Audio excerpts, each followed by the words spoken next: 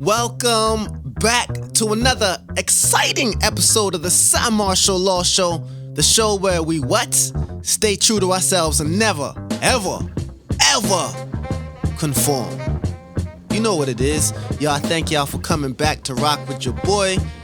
This show is going to be a dope one. It's going to be based on Law 20.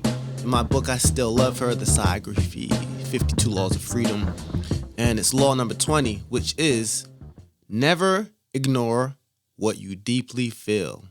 Yep. Never, ever ignore what you deeply feel.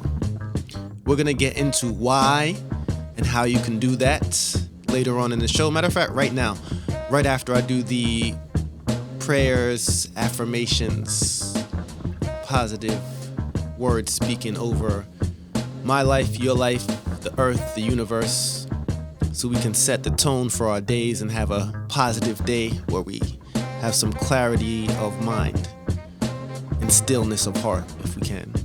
So we're going to start like this. Universal God, Most High, Jah, Cosmic Intelligence, Great Architect, the All. Thank you for allowing us to wake up today full of inner peace. Thank you for insight. Thank you for mindfulness. Thank you for defenselessness. Thank you for enlightenment. God, thank you for inner happiness. God, thank you for our healthy bodies, our healthy brains, our healthy hearts, all of our healthy organs. God, thank you for good, genuine friends. Thank you for opportunities finding us. A lot of times we seek opportunities, but God, right now we're saying thank you for opportunities finding us, like divine connections. Thank you for those. Thank you for synchronicities. Thank you for love. Thank you for books. Thank you for entertainment that teaches us a lesson. Those are some of my favorite types of entertainment things. Thank you for just today. Thank you for tomorrow. Thank you for yesterday. Thank you for all the beautiful things that this year has brought us so far and all the things that are to come that will fulfill us and help us grow into better spaces. Thank you, thank you, thank you, thank you. Today is going to be a blessed day. Thank you for blessings on top of blessings on top of blessings. Thank you for growth. Thank you for us not being the same person we were yesterday and growing and being better. Thank you for us being able to look at ourselves and be honest and figure out how we can be better for ourselves and for other people. Thank you for stripping away the ego, stripping away the pride, and allowing us to see who we really are so we can grow and be better. Thank you. Thank you. God, thank you. Yeah. And that's how we're going to start the day. So to start off the show, like I said, we're going to get into Law 20. Never ignore what you deeply feel. And it goes a little something like this. Law 20. Never ignore what you deeply feel. Everything has an origin, an effect from a cause. Even the slightest things you may dismiss have manifested from something. This feeling I have learned is energy, not always yet displayed in the physical form. Our senses are like antennas, directing us towards or warding us away from experiences we may or may not desire. Our hearts have the answers to all of our questions. I remember being 15 years old and having multiple guns pulled on me and others I was with by the South Brunswick Police Department. A little while after their senior high school prom, I was in the backseat of a car driven by my now brother-in-law, my sister, and their friend Pudge. We knew something was up when the traffic on Route 1 South was slow to a crawl and then came to a complete stop. Before I knew it, I heard over a loudspeaker horn, "Take the fucking keys out the ignition." And several other directions came with curse words that were loudly being shouted at us. When I looked up, we were surrounded by police officers. One by one, they had to stick our hands out the window, then slowly get out of the car and onto our knees, where we were tackled and handcuffed. Apparently, Another vehicle we had previously had a problem with called and told the police department we had been pointing a gun at him while driving.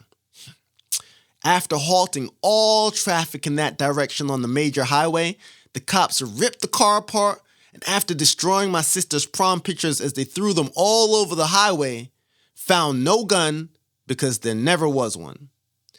I remember most of that day looking up from the grass where I was thrown by a massive police officer and seeing my mother crying, pleading for the police to let us go. She said she had been driving by and the energy almost forced her to make a U-turn so she could see what was going on. She just felt it was her children. When she finally was able to get around, to her shock, she saw her children handcuffed on the sidewalk, some of my sister's hair ripped out by the police officers. We all could have died that day, easily. I just remember Mom being there, appearing like an angel to protect her children. How could she have possibly known it was us in trouble that day? She didn't ignore what she felt. The verse. We all know. Verse 1. What I tell is revealing. A prophecy come true. Have you ever felt the feeling somehow you just knew? You know what's going on even if God calls audible, 'cause he's the one that gave you the powers of the oracle. Play things back in my mind like the past was recordable. Look back in the time and it's like you looking forward to. That kid writing rhymes in the back of the class, and now it's like I'm fighting crimes when I rap to the mass. I just knew I'm a star. Nobody had to tell me that. Hip-hop, I love you, so I'm off of this. I'll go to hell and back. I don't follow your ways if it's my truth I'm seeking. Who you are depends on what you believe in. A lot of choices ahead, but when you stop, you know it's really fact. A voice in your head telling you not to do this or that. It's up to you what's true in your soul. When asked the question without thought, we all know. The breakdown. 1. What I tell is revealing. A prophecy come true. Have you ever felt the feeling somehow you just knew? You know what's going on even if God calls audible, 'cause he's the one that gave you the powers of the oracle. I was one of those kids who used to think they were psychic. An indigo child, some of us call nowadays. I swore I had superpowers, and the universe was just waiting for the right moment for mine to be revealed. It could be all the comic books I read that had me feeling like I should have attended Xavier's School for the Gifted.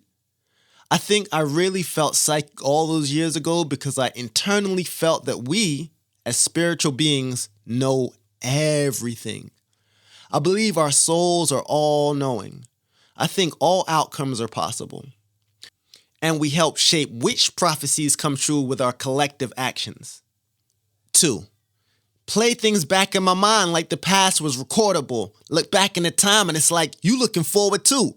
That kid writing rhymes in the back of the class, and now it's like I'm fighting crimes when I rap to the mass. I just knew I'm a star. Nobody had to tell me that. Hip-hop, I love you, so I'm off of this. I'll go to hell and back. I don't follow your ways if it's my truth I'm seeking. Who you are depends on what you believe in. A lot of choices ahead, but when you stop, you know what's really fact. A voice in your head telling you not to do this or that. It's up to you what's true in your soul. When asked the question without thought, we all know. When I replay past events back in my mind, I can usually see the moments they helped create in my future. As what you're doing right now is what you will be doing in the future. A feeling, if it's real, never really goes away. An emotion may hide for a time, but eventually makes its way back to the surface if it's not dealt with. Sometimes it may feel like we are walking through hell alone with the truth in a glass cup, trying not to spill and corrupt it. Picture Eddie Murphy in The Golden Child. In the end, though, we become who we were meant to be by owning what we internally know to be our own truth. Who we are meant to be is a makeup of our physical actions, thoughts, and feelings. Not everyone will share your feelings, so you must distinguish your own energy from the likes of others in or around your circle. You gotta know who you are. You gotta know what you deeply feel. You gotta know when you got it. Like this next artist. Her song's called I Got It, because she just knows when she got it. You gotta know. Let's get into it. All these blessings falling in my lap like I'm a grandpa. All this money I go swimming in it like a tadpole. There's a place I did a fame with it, though. Back cause niggas had themselves to blame. Now I'm apples. Yeah, you want all I from this night, you from the Delta. Did you want more flavor in the game? Yeah, you're welcome. My level done change, I ain't the same, and it's seldom. Anybody coming at my name, I'm too well done. Yeah. Jeez, look at the cheese, look at the ice, look at the frizz. Yeah, look at me. Can you believe that I got it? Better believe that I'm flawless. Yeah, yeah. I know you feel this heat coming in high, 100 degrees. Can you believe that I got it? Better believe that I'm flawless. Yeah, yeah. What you need? Baby, I reign supreme. You say you want fire, I got the kerosene. What is your soul aside? I'll take it to extreme. Know how to tell you high. Let's make a scene. Hey, it's done to rap. What you wanna do bad? We go for a fact. Yeah, we got what you lack. Sorry, but it's over. Got no luck, no photo cover. You might fall out like it's October. I thought I already told you. Jeez, look at the cheese, look at the ice, look at the frizz. Yeah, look at me. Can you believe that I got it? Better believe that I'm flawless. Yeah, yeah.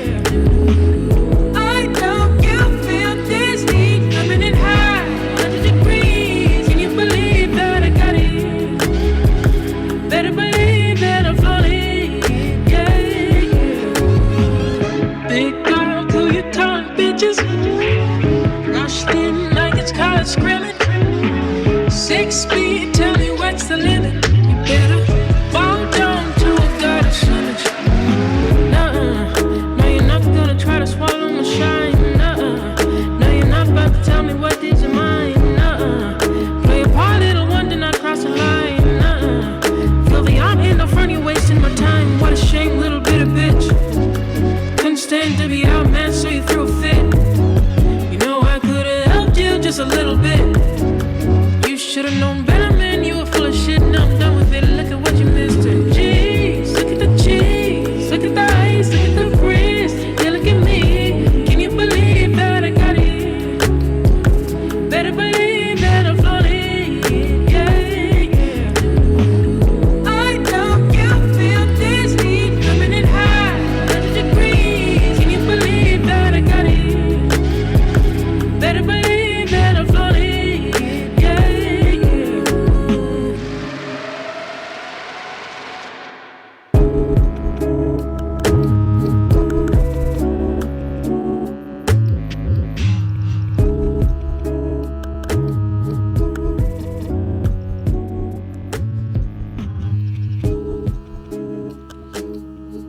Yeah. Welcome back to the Cymarshall Law Show, where we stay true to ourselves and never, ever conform. Please, if you're enjoying the show, please subscribe, tell your people about it, and, message me, hit me up. Tell me if you got questions, if you got things you want to talk about on the show. It's no problem. Keep giving me suggestions on how you think I can make the show better, or just whatever you think. I'm open to ideas and suggestions. So we're talking about the Law 20. Just because you can't see something doesn't mean it isn't there. There's a lot of ways we can go with this. I want to kind of talk about gut feeling and intuition, because intuition really describes your gut feeling, and it's our ability to make decisions based on subtle emotions or instincts. And it's not always rational or logical, but it plays a very significant role in our lives if we're in tune to these messages we might get from a place that's not tangible. Recent neuroscience suggests that intuition may be deeply rooted in emotional surges within our brains. The gut-brain axis connecting our gut and brain influences neurotransmitter production, affecting cognitive processes and emotions. So perhaps our gut instincts are more than just mere hunches. They might be informed by our gut to let us know what it is. Everything is connected. And then when we talk about like psychic phenomena and even ghosts, throughout history, people have reported psychic experiences and encounters with ghosts. While skepticism is definitely around and persists, even sometimes with me. Some believe that psychic abilities allow us to perceive things beyond the ordinary senses. And then there's ghostly encounters, whether real or imagined. They continue to happen to people and continue to captivate our collective imagination. I know I am definitely interested. And, as I've spoke about on the show a few times, I've definitely had my own fair share of experiences of things that I couldn't see and felt that they were definitely there. Although there is the argument from ignorance. The phrase, just because you can't see something doesn't mean it doesn't exist, reflects the fallacy known as the argument from ignorance. And this fallacy occurs when someone asserts that a proposition is true because it hasn't been proven false or vice versa. In debates, it's often used to shift the burden of proof. So we got to think about that. I was thinking about great movies.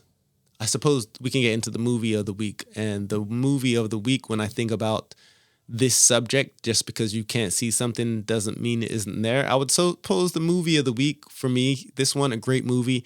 If you've never seen it, go out and see The Sixth Sense. It came out in 1999. It's an American psychological thriller film written and directed by M. Night Shyamalan. Stars Bruce Willis as Dr. Malcolm Crowe, a child psychologist. And the story revolves around Cole Sear, a young boy who claims he can see and talk to the dead. Cole confides in Dr. Crowe about his ability, leading to a chilling and suspenseful exploration of paranormal encounters and really unresolved secrets. The film received critical acclaim for its performances, atmosphere, direction, and more. I don't want to tell you any more about the movie, but if you've never seen The Sixth Sense, definitely check that movie out. Definitely. Just because you can't see something doesn't mean it isn't there. And then a book of the week I want to speak about, actually by the same title. And the book that is actually called Just Because You Can't See Something Doesn't Mean It Doesn't Exist. And that book is by, I believe her name is Tamara Lee Doris, and it delves into the seemingly invisible factors that constantly influence everything around us. Subtle energies, again, our health, wealth, and happiness that are shaped by these energies, forces we emit and are surrounded by. She kind of teaches how to understand and harness these energies and let us know we can navigate life more effectively once we understand them. Projecting your own force field. The book teaches how to protect yourself from harmful energies and protect your own, force field. Navigating hidden realities no matter where you are in life. Subtle forces are at work, seemingly controlling your destiny, and by recognizing and directing these energies, you can shape your own path. So again, the book is called Just Because You Can't See It Doesn't Mean It Isn't There. The Subtle Energy of Intentions and Well-Being by Tamara Lee Doris. I definitely suggest you check that book out and let me know what you think of it. Let's get into The Invisible Man, Cymarshall Law, produced by Mr. Joker. Let's go.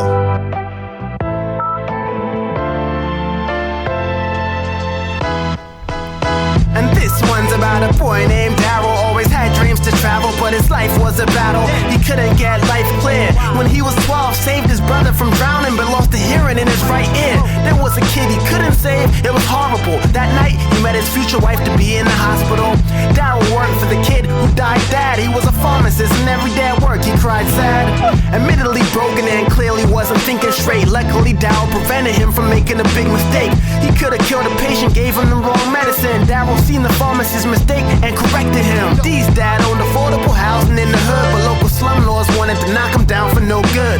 These corporate gangsters, otherwise known as rich thugs, wanted to replace the houses with liquor stores and strip clubs. That would leave poor folk with nowhere to live. Before D's dad died, he gave him the family biz.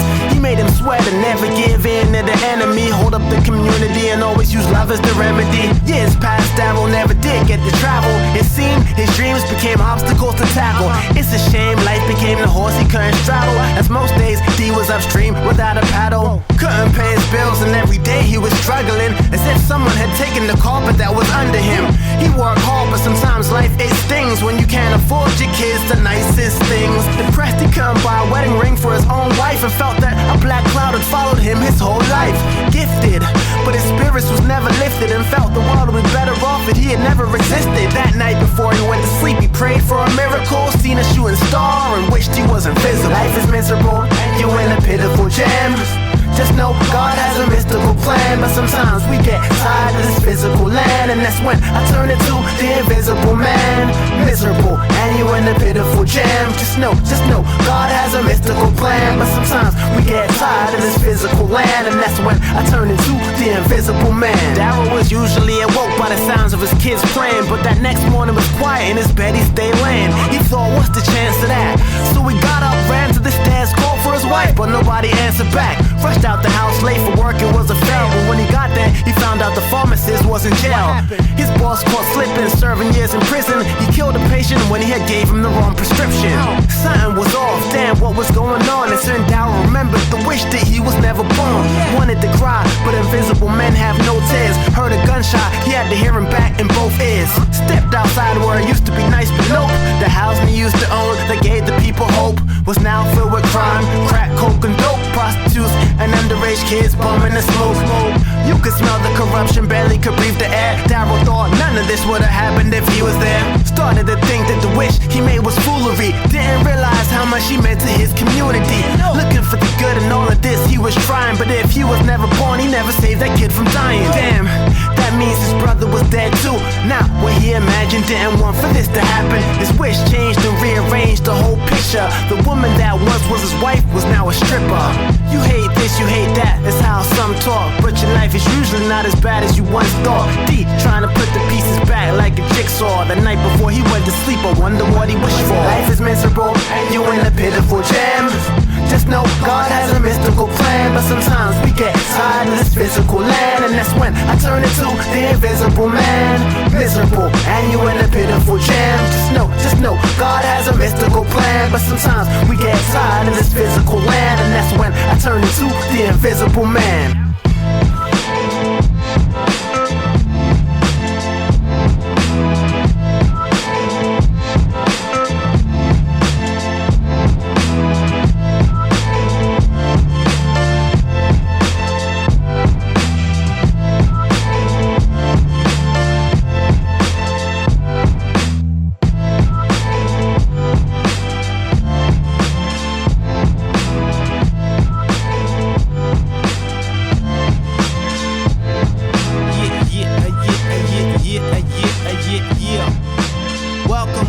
Welcome back to the Cymarshall Law Show,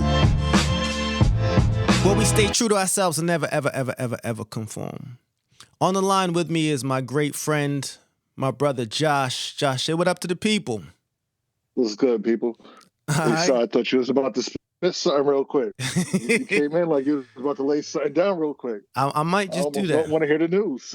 I was putting the instrumental on for you to bust some raps. Oh, all right. Next time. So, Josh, the topic of today's show is never ignore what you deeply feel.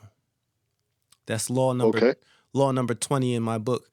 Can you recall anything off top of your head where it was a good idea for you to follow your intuition or follow a very strong feeling that you had? Or is there a time where you didn't follow a very strong feeling where it didn't go right? There are a lot of times that I did not follow, and they led to trouble. They definitely led to trouble. So I'm not even going to put that energy out there. Those are some stories. Some of them, maybe one or two you don't know. But yeah, times where I didn't listen to intuition seems to, always get me in trouble. As far as following intuition, let me see here. Definitely in the work scenario. I know a few years back, before I actually started to make moves in my last company, I had like this set idea of how I was going to move up, the role I was going to be in, and I was trying to stick to that idea. And I thought, like, nah, this is going to be it. And somewhere along the line, like the signs kept showing me, like, nah, what you think you're supposed to be doing, that's not actually it. And this is before I actually got to the point of managing people. I was more about managing assets and equipment and inventories and all that type of stuff. Mm-hmm. So when that opportunity came to me and I really didn't want to deal with it, like when they came to me like, hey, we got an idea, you're going to manage 50 people. My first instinct is like, I'm not even capable of remembering 50 people's names. Like that didn't even like remotely appeal to me. Right. In the least bit. Like I'm dead serious. Like I wanted no parts of that. But the signs of my intuition told me like you got to take this opportunity, get it, see what you could do with it, and then come to find out like I actually enjoy managing people and developing talent and giving people opportunities. So that's definitely a scenario that kind of sticks out in my mind and definitely changed my life for the better. Learned a lot about myself through that process. So there you have it, my listeners. Follow your gut intuition. Never ignore what you deeply feel. You heard it first from the brother Josh. So we're going to get into the news of the week. It's really like the news of the last week and a half, and also it's not all the news. It's just what I found interesting. So the first thing that I wrote down, I'm sure you know about, Josh, but I kind of just wanted to touch on it, is that LeBron James wins MVP of the Olympics. LeBron James, a renowned NBA player of the Los Angeles Lakers, was named the most valuable player of the men's basketball tournament at the 2024 Paris Olympics.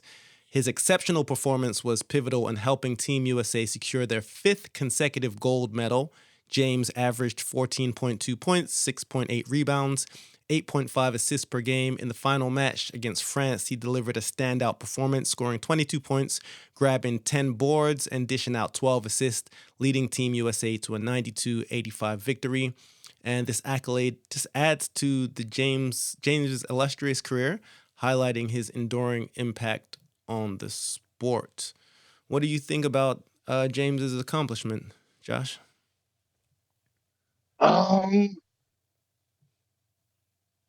Not that it's interesting. He was good. He was actually great throughout it, but hate to even switch the topic, but if you watch that last game, your vision and your thought process for the Olympics is Steph Curry. Steph, yeah. I watched the last game. I watched that last game. I watched that last game, and I'll be honest, because I do NFL, I do NBA, so summer is the dead time. I haven't screamed like that for a sport reason in the summer. I can't remember the last time. I can't remember the last time something that I was watching in the summer had me as hyped as I was. What was that, Saturday afternoon? Yeah. In here. I felt Nicole's looking at me like, what's going on with you? Like, I'm in the house screaming like, yeah, that was something to see. And that's something I'm always going to remember. I'm always going to remember the last 3 minutes of that game, well beyond the MVP of the Olympics. I didn't even know they did that. Yeah, that's what you. So as nice as LeBron was, it's really all about Steph, man. Yo, you know what? I did not watch all of the games for the Olympics, the basketball games. I probably watched 2 games, and that last game was one of them. So as I was watching it, I just kept like thanking God and feeling lucky that I actually sat down and watched this one, because the boy Steph was wilding. Not only was he wilding, the look in James' eyes was something like, this boy might take the MVP from me. Listen, man. Steph is so great that Kevin Durant and LeBron was wide open on that last shot. Like, yo, they was wide open. Like, picture you're a team and you got Kevin Durant, LeBron James on the squad, and you're like, nah, leave them. You got to stop that light-skinned brother. Like, yo, you got to stop him. Like, yo, no matter what, like, we got to do something to stop that boy. Leave Kevin Durant wide open. Like, you ain't never going to see that again. The light-skinned never going to brother, see that again. Without an edge up, get him. Someone get him immediately. He didn't even come to the Olympics with an edge up. He definitely means business. Exactly. Like, fam, it was a double team in the Olympics. Like, yo, just it was really going on. Like, it'd be one thing. Like, Any other team that does that, like, yeah, you double team the guy that's hot because they don't got all the NBA players. We got the best NBA players. And it was Yeah. like, nah, double team him. Yeah. We can't lose to him. And they still can't do nothing to stop it. So, nah, that felt like I was watching history. That felt like something 25 years from now is going to be real fresh in my mind. Like, yeah, I remember that day I watched that. I'm not going to remember LeBron's MVP, although I'll be honest, what he's doing is still impressive. Like, watching him play, and he did have a good game, and he was balling during the Olympics. Some of them passes looked great, but yeah, like I Listen, said, it was all about Steph. does LeBron now pass Michael Jordan? Don't say it. Don't say it. Don't say it. Don't say it. Don't say it. No, we're Just a not going to do question. that. It's just a No, question. the answer is no. The answer is no. All The right, answer is no. all right, all right, all right. All right, moving along. Number 2, YouTube CEO Susan Wojcicki dies. Susan, the former CEO of YouTube, passed away at the age of 56 after a 2-year battle with non-small cell lung cancer. Susan was a pioneering figure in the tech industry, having joined Google in its early days, later leading YouTube through significant growth. Under her leadership, YouTube expanded its user base to over 2 billion monthly active users and introduced several key features, including YouTube Premium and YouTube TV. Wojcicki's death marks the end of an era for YouTube, and her contributions to the tech world are widely recognized and celebrated. What do you think about that? Feels like an obligation just to be like, fuck cancer. Like, I'll be so sick of hearing about cancer and the impact that it has on too many people, like, and the families of these people. So yeah, 100% fuck cancer. Sounds like out of her accomplishments, you listed a bunch of them. I think that YouTube TV is going to be a big one. I think all of them probably had an impact, but that YouTube TV is, yeah, that's going to do something for that company, I think. I know people that already got it. I think they already competing out there. Like, I think that's going to be something in the years to come. Part of her legacy, maybe 10, 20, 30 years from now, we'll still have YouTube TV because of this Susan. So, sorry? Nah, just, I like the innovation, though. Like, just giving it a second thought on top of that. Like, you would think YouTube, as big as it is, and like the first of its kind, a lot of people would have just sat on that. Like, we're good, we're YouTube. Yeah. And for them to keep, or for her specifically to keep pushing and innovating and thinking about what's next and what other space we could get into, like, just hats off for that. Like, I love seeing that in people. I love new ideas. I love people building and not just staying stagnant. So you make some great points, because you're absolutely right. YouTube didn't have to do anything, and they could have rode off into the sunset, continuing to make their millions. But yep, you're exactly right. They definitely innovated and brought a new level of, like, they even they brought out the Cobra Kai series. I didn't even know YouTube was like doing series until they brought out Cobra Kai. Then it made its way to Netflix, but that first was on a YouTube series, which is crazy. Oh, see, I didn't even know that. Definitely didn't even know that. But yeah. Yeah. All right. So rest in peace, Susan. Moving right along. I found this out maybe a week and a half ago, but I haven't spoke about it to anyone. I thought it was really cool or interesting, to say the least. Tony Stark will be Doctor Doom in the MCU. Marvel Studios announced that Robert Downey Jr. will return to the Marvel Cinematic Universe as Doctor Doom in the upcoming Avengers Doomsday. The casting decision is based on various comic storylines where alternate versions of Tony Stark, the character Downey Jr. originally portrayed as Iron Man, become Doctor Doom. Doctor Doom, also known as Victor Von Doom, is a supervillain and the arch enemy of the Fantastic Four. The new twist blends elements of both characters, creating a unique narrative that explores the darker side of Stark's genius and ambition. You like it, Josh, or you feeling it, not feeling it? I'm feeling it just because I rock with Robert Downey. I probably would have preferred seeing a alternate version of Tony Stark, but he's so ill. I'm sure he's going to do something with it. Like, he'll do something with it and make the character stand out. He's been like killing it for a long time, especially, specifically since he came out with the first Iron Man. I was just watching, what's that, the Sherlock Holmes joint, like 2 or 3 nights ago. I was watching that again. And yeah, just Downey crushes just about everything he touches nowadays. So we'll see. I even like the Dr. Doolittle joint he did. It's crazy because I feel like there is a part of his acting career where he was done. Almost like back in the day, there was a period where I thought Nas might not come back out anymore. But then he came back with ferocity. I feel like the same thing kind of happened to Robert Downey Jr. Wasn't he Yeah, because go ahead. wasn't he going through like some like drunk trying to get sober business, and I think like it was Terrence Howard who got him into the MCU. Coincidentally, Terrence Howard is now out of the MCU, but before that, I don't remember. He's a little hot about that. Terrence Howard's a little hot about that. But now you're right though. Downey Jr. was he was going through his rehab, going through some jail. He was going through a little bit of everything. Came out of it. It's I think that goes to show that when it's your time, nothing's gonna stop it. Just nothing's gonna stop it. Because if just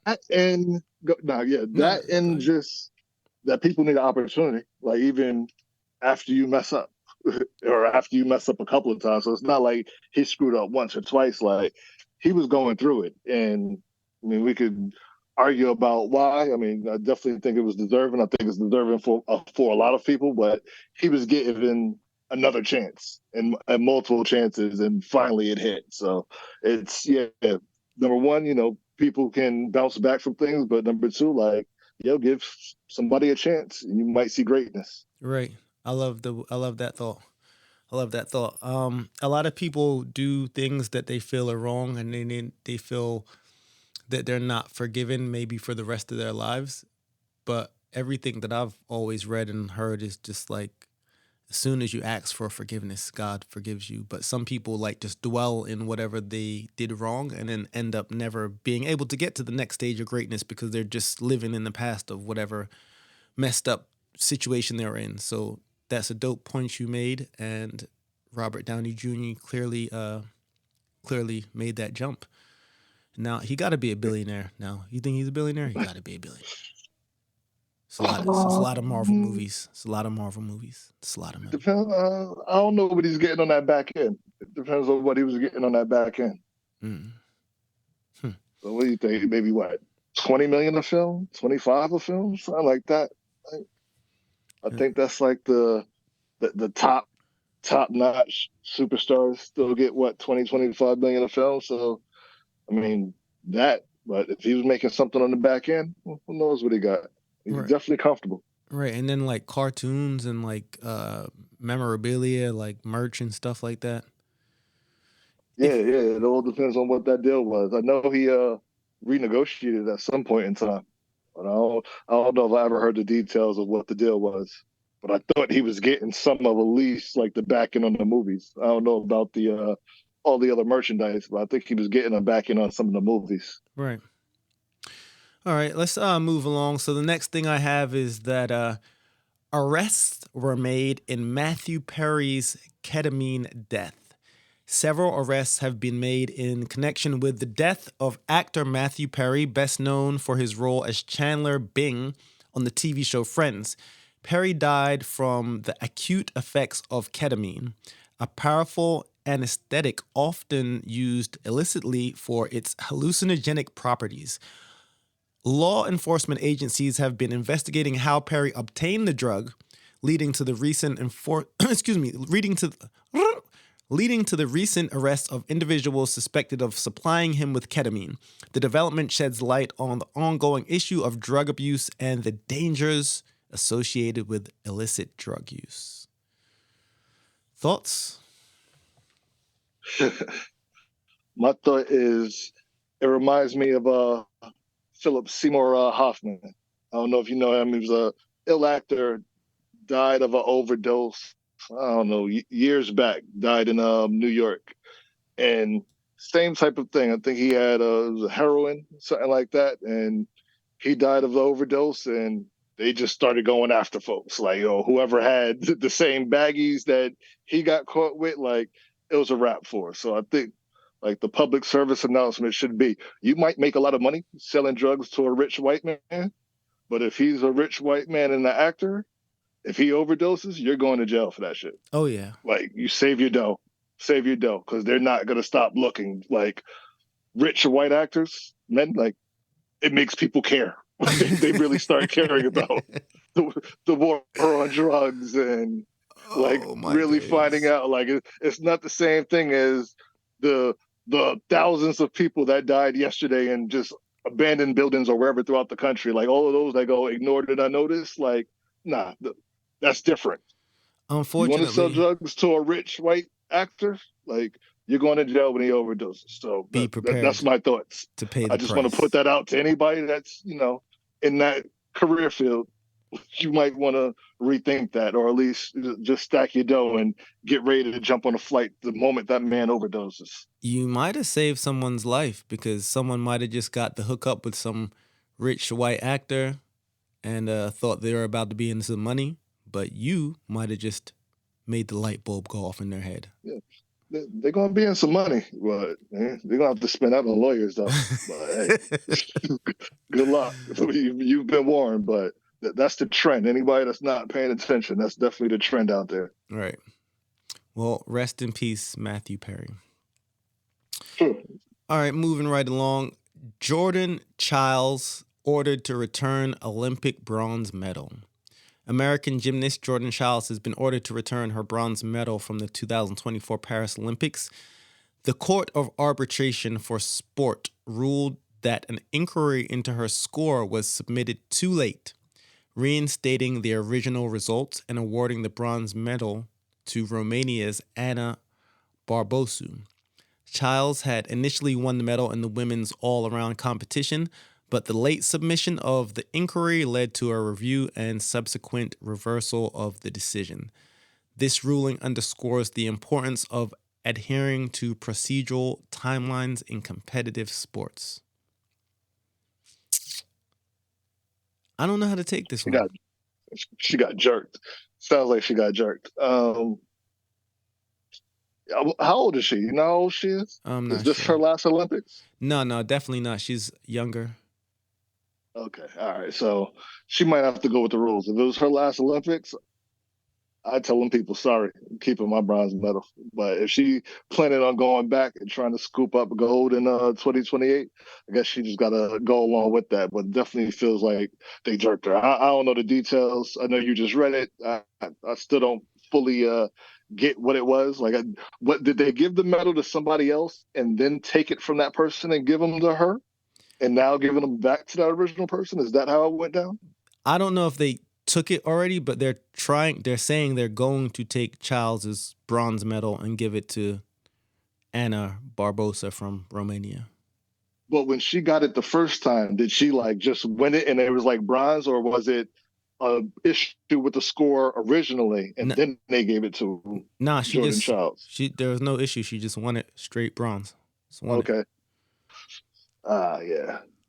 Yeah, that sounds messy, but yeah, she's gonna have to follow the rule with that, or follow the ruling, because if not, Olympics, they could definitely be on some pettiness and not let her go back. So go back, win that gold. It feels like it's petty because I've never known any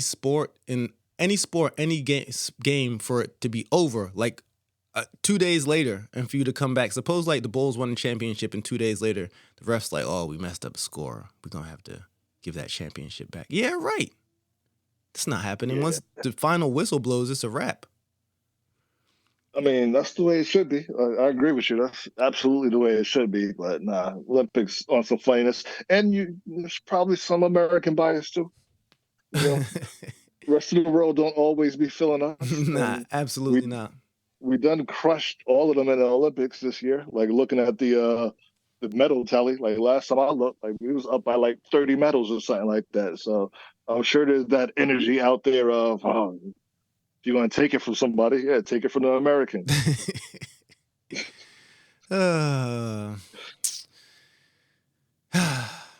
And moving right along. This is a crazy stat that I found that I'm just like, is this where we're at right now? Half of Americans aged 18 to 29 living with parents due to the economy.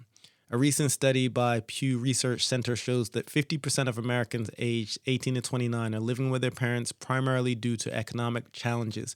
Factors contributing to this trend include high housing costs, significant student debt, and competitive job market. The study highlights the financial pressures faced by young adults and the impact of economic conditions on living arrangements. This trend has implications for the housing market, family dynamics, and broader economic policies. What do you think about this? I feel like it's just gonna get worse. The housing shortage ain't nothing to play around with. Like prices just keep going up, rents keep going up, taxes keep going up. So that's putting a lot of pressure on people. And I was just having a conversation with somebody like, you really gotta look at it. Unless you want to be living someplace that's wild, and you know what I mean, like just with just wildness going on, like you're gonna have to pay. Like you're gonna have to pay. You know, like where we at or where I'm at, Central Jersey, like try to get something for cheaper than $1,000 here. Like you might end up in a studio. Please. And that's just in Central Jersey. Like never mind New York or any of these other bigger cities. So yeah, it's hard out here. Like it's definitely hard out here for stuff. And if you're coming out of school with debt, got to make them payments too. Like what you expect people to do? Like it's really on like if you're not making 60,000, where you living? And if you only making 60,000, like you're not living in luxury in most places. No, At you're least just barely in living. our area, like you barely getting by off of 60,000. Yeah. So, yeah. Better hope you have a partner. Y'all put you two 60,000s together. Yeah, you better have a partner, and you're still gonna have to budget and get your mind right around that because it's rough out here. Spending but I spent like $22 at McDonald's yesterday. That's way too for much. like 3 people. No, for 3 people, and only one of us actually got a drink. You know what I'm saying? So there was one drink, 3 people, and it was $22. And I was walking around here like I won the lotto. I'm like, McDonald's hat like $22. Like I felt like I got a deal. Well, meanwhile, Nicole was trying to make the same order on DoorDash, and it was charging me 22 through the McDonald's app, but you just had to go get it. DoorDash, her order came to like 52. Damn. So she ended up with, and it was like less food in her order. See, when I found like some deal on the app. She was just on DoorDash, and they were 52. So yeah, my 22, I was walking around like I won the lotto, and it shouldn't be that way. All right, so it shouldn't be like, oh yeah, I only spent less than 25 on some garbage fast food. Like, absolutely come on, not. That's crazy. So when you said 22 initially, I thought you just meant for yourself. That's why I was like, too much.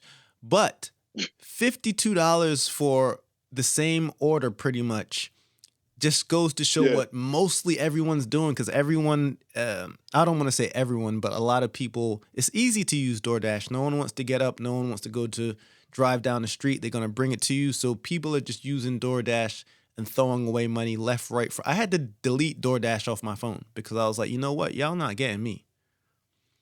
Yo. And that's, she was dead up about to pay more than twice what I was going to pay for less food. Like, just let that sink in. Like, she could have, like, I could have bought a whole nother meal for what she was about to pay in one order. Meanwhile, the damn McDonald's is 2 miles away. And the things you could do at the supermarket for $52, even in today's inflation. True. True. Like, you can, I mean, shit. Times is hard. Like, you could go get some spaghetti. That's 3 days worth of meals right there. Like, you do some sauce, some noodles, you good. My mom used to make like chili and rice. Like that lasts like 2-3 days. Like you could do a lot with the $50. Even now, I agree. But yeah, it's crazy out here. So I'm not surprised that the amount of people living at home, especially fresh out of college, not making what they expected to make, not finding jobs in their field. People talk about competitive market. Like it's crazy out here. So I'm not trying to baby my kids, but I'm also certainly not rushing them out the house. Not into this. No. No, no, no, no, no. Nah, I mean, you trying to be strategic? Why? Like, why? It just, and I think me and you've had this conversation, or we've been part of this conversation with other people, but like, it's just, it don't make no sense. Like that whole mentality of, oh, 18, get out the house and go start over someplace. Like, it just doesn't No. make any sense. Like, we can't advance as a people if every generation is starting back over at zero. Right, right. You know what I'm saying? Like, we just that's not the way the game is played. Like, you can't get ahead that way. I don't know who Like, laid we out got to that build plan. upon. I have no idea who laid it out that way. Like, who made you think like that's what's up? Like that. That's what you should be doing. Man, go out there and struggle and live in poverty and just I mean, to be build fair, yourself up. it's Like, probably the same people that have built the school system and told us we have to go to school for 12 years and then they teach us nothing that we really need for 12 years. So it's probably the same people. Yeah, definitely. But yeah, nah, I'm with stack up, make your first move out, be into a house that you're gonna own instead of moving out to pay rent. And I know, like, just like we were just saying in the last conversation, like how hard that is to do. Like, like just saving that money, but we gotta put our resources together and build up. Like, there's too many other people that come to this country and do that. Like, too many other people that come to this country and will stack up 8 people in a house and in 2 years own a store someplace. Facts. We got to start looking around and be smarter about the moves we make. These are the facts. All right, so the next piece of news I have is WHO declares monkeypox outbreak in Congo in a worldwide emergency. The World Health Organization has declared the monkeypox outbreak in the Democratic Republic of the Congo a global health emergency.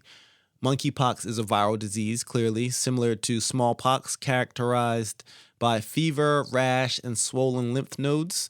The declaration aims to mobilize international resources and attention to contain the spread of the virus. The WHO's decision underscores the severity of the outbreak and the need for coordinated global efforts to address it.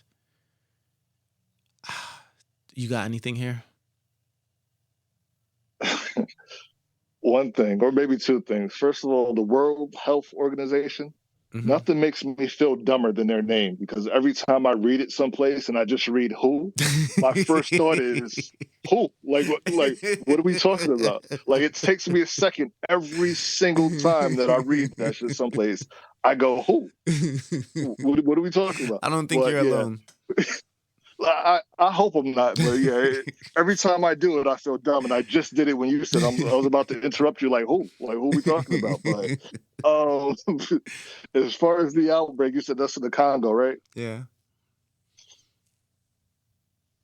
Good luck with that. I hate to be negative, but yeah, good luck with that. It's in a place people don't care about. Like, it was just putting it out there. Yeah, like that's going to be a struggle to find some help for them down there. Don't they already everything have it that's going on? Like, yeah, bad enough America prefers to send it to one of the other places. So, yeah, I wish them the best, but I don't think it's going to get. This is the first I'm hearing of it. To be honest with you, I don't think it's going to get the attention that all the other things in the world are getting. You got Israel grabbing everybody's attention, Palestine. If it stays, still got Ukraine picking up a little bit of attention. So if it stays in the Congo, because these guys are saying it's going to become a worldwide emergency.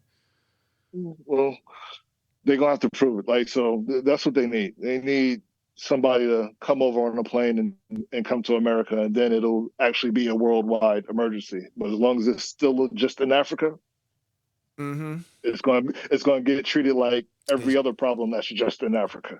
Yeah, unfortunately. Seldom spoke of and nothing done about. I'm sorry it has to be like this.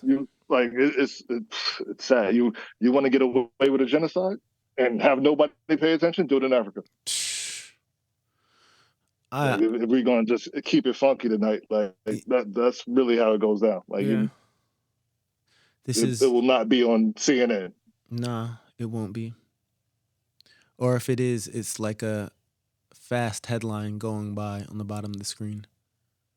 Yeah.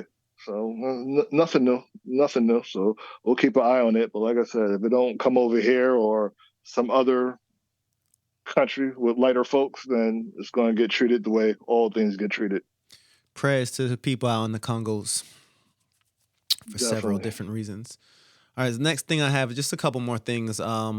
Eiffel Tower evacuated after man seen trying to climb it. The Eiffel Tower in Paris was evacuated after a man was spotted attempting to climb the iconic structure. Authorities quickly intervened to ensure the safety of visitors and the climber. The man was taken into custody, and the tower was reopened to the public after a brief closure. Incidents like this highlight the challenges of maintaining security at popular tourist attractions. Was he suicidal or was he just trying to climb the Eiffel Tower? You know, people be doing that now, scaling buildings and whatnot. Yeah, I think from what I read, he was just trying to climb it, doing his thing. Okay. Well,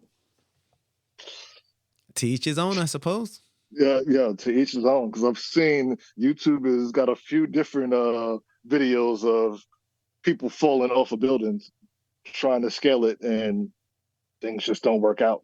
Or taking a selfie on the top of the building, and that's it. I think it happens in like China or someplace I've seen it happen at. But yeah, good luck with that. People, I don't know. People just be risking it all for what? Like, Yo, I so don't know. a couple weeks back, I was in Sedona, Arizona, hiking up a mountain, and I got really high, and I was really high, and it got to a point where I could have went like way higher, and I just thought, why would you die out here today? Yeah, it's always a good question. Always a good question. Why today and why doing this? Right. But yeah, like yeah, I'm sure. I'm gonna actually look up that story because I'm sure like what he had video equipment. Was he doing it for social media? Like, what was the intention there? Right. All right, and lastly, Cash App users eligible for 15 million settlement due to data breaches. Cash App users may be eligible to receive part of a $15 million settlement following data breaches that compromise user information. The breachers exposed sensitive data, including names, email addresses, and transaction histories. Affected users are encouraged to file claims to receive the compensation. This settlement highlights the importance of data security and the potential consequences of breaching for both companies and consumers. Man, every 5 minutes something getting breached. That's all. It's going to keep getting breached. Like all our information is on there. It's going to keep getting breached. People are going to keep coming up with new scams, and that's just is what it is now. Like everything on your phone, most places you're using credit card. Like it's a lot of data out there. It's all being tracked. It's all being tracked. So yeah, not surprising that there's another breach. You should if there's like a link for people to find out if they're eligible, you should post that underneath the podcast someplace. Help the people out. Help the listeners outside. True. Because they be putting those like class action lawsuits out there, and they be trying to be real slick with it, like put it out there and hope people don't really catch on to it. So yeah, if it's possible, yeah, you should give the good people a link, help them out. Right. I am. That's a good idea. I'm going to put it underneath the comments or whatever. So my people, if you... Sorry, go ahead. Nah, I was just going to say, anybody that gets bread from Psy, like, you better make sure you get 100 new people to subscribe. That's how we doing it. Ain't nothing free. So my people, if you feel like something is going on with your credit card, your Cash App, you just have a feeling someone's been in your account, you know what I'm saying? Never ignore what you deeply feel to bring it full circle. So 100%. That we got to the end of the show, going to end with the quote of the day. And the quote, I tried to find something having to do with, what you can't see but is actually there. And I found an Albert Einstein quote, and it's like this: everything is energy, and that is all there is to it. Match the frequency of the reality you want, and you could not help but to get that reality. It can be no other way. This is not philosophy. This is physics. Albert Einstein. Nice. Definitely nice. So I'm rocking with it. Yeah, myself. Josh, you got anything else to tell the people before we head out? Just I hope I see all the listeners. I don't know when this is getting released, but hopefully I see some of the people that's listening to the podcast Saturday at the show. I'll be there. And yeah, thanks again for having me. Been too long. Hope we get to do it again soon, fam. Oh, yeah. You know what? You're right. You just reminded me. Definitely we need to do it more often. Just so the people know, we are releasing this tomorrow. So we're recording it today. It's getting released on Friday. So just so that people know, I have a show at the TerraCycle in Trenton, New Jersey on Saturday. The show is from 12 to 7. It's all ages, graffiti art, break dancers, MCs performing. Again, it's the TerraCycle in Trenton, New Jersey. I'm performing at 2:30. So come through. Josh will be there. Say hello to, you know what I'm saying, the podcast members, the crew. You know what I'm saying? Come through. So if not, we hope y'all have a lovely day and a weekend. My name is Cymarshall Law. That's the brother Josh. Peace, love, and positive energy. And we out. Peace.